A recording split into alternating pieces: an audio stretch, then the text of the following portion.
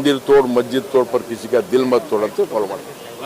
ನೀವು ಹೇಳ್ತಾ ಇದ್ದೀರಿ ರಾತ್ರಿ ನಮ್ಮ ಪಥಸಂಚಲನ ಬಗ್ಗೆ ನಾಳೆ ಇದ್ದಿದ್ದು ಎಲ್ಲ ಬಾವುಟಗಳು ಎಲ್ಲನೇ ತೆರೆದಾರ ಅಂತೇಳಿ ಒಂದು ಹಂಗಾದ್ರೆ ಅದು ಭಾಳ ತಪ್ಪದ.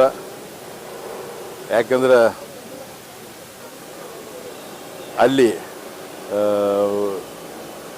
RSSದವರು 100 ವರ್ಷ ಕಂಪ್ಲೀಟ್ ಆಗ್ಯದ ಅಂತೇಳಿ ಒಂದು ಒಳ್ಳೆ ಕಾರ್ಯಕ್ರಮ ಮಾಡ್ತಾ ಇದ್ದಾರೆ.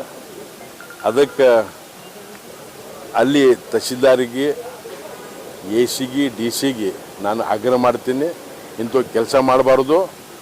ಏನು ಪ್ರೊಸೀಜರ್ ಅದ ನಿಮ್ಮ ಕಾನೂನು ಪ್ರಕಾರ ಅದನ್ನು ಮಾಡ್ಕೊಂಡು ಅವ್ರಿಗೆ ಪರ್ಮಿಷನ್ ಕೊಡಬೇಕು. ಹಂಗೆ ಒಂದು ವೇಳೆ ಮಾಡಿದ್ರೆ ಅದು ತಪ್ಪದ ಅಂತೇಳಿ ನಾನು ಖಂಡಿಸ್ತೀನಿ. ಅದು ಧ್ವಜ ಎಲ್ಲ ತೆರವು ಮಾಡಿದ್ದು ನೀವು ಹೇಳಿಕತ್ತೀರಿ, ನನಗೆ ಗೊತ್ತಾಗ್ಯದ. ಅದು ತೆರವು ಮಾಡಿದ್ದು ನಾನು ಖಂಡನೆ ಮಾಡ್ತೀವಿ. ಅದು ತಪ್ಪು ಮಾಡ್ಯಾರ, ಹಂಗೆ ಮಾಡಬಾರ್ದು. ನಾಳೆ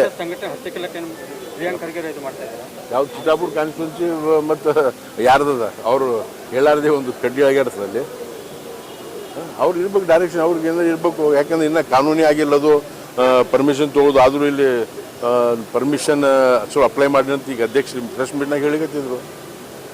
ಅವರು ದುಡ್ಡು ಕಟ್ಟ್ಯಾರ, ಇದು ಮಾಡ್ಯಾರ, ರಾತ್ರಿ ಧ್ವಜ ತೆಗೆದ್ರೆ ಇದು ಸರಿಯಲ್ಲ.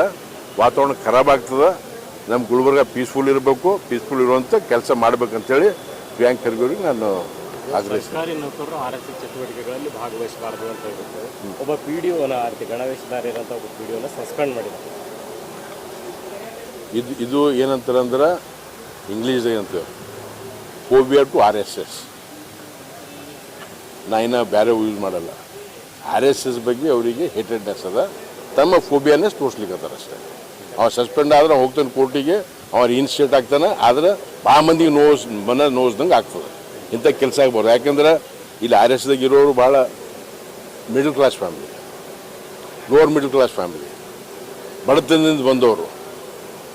ಒಬ್ಬನಿಗೆ ಹಿಂಗೆ ಸಸ್ಪೆಂಡ್ ಮಾಡಿದ್ರೆ ಕೋಟ್ಯಾಂತರ ಜನರಿಗೆ ನೋವಾಗ್ತದೆ. ಅದು ನೋವಂತ ಕೆಲಸ ಮಾಡಬಾರ್ದು.